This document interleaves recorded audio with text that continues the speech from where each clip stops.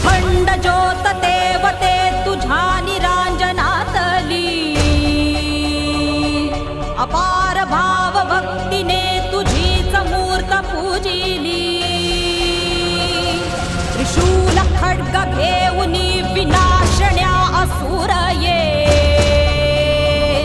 बनून रौद्रकामिनी प्रकाशण्या तिमिर ये।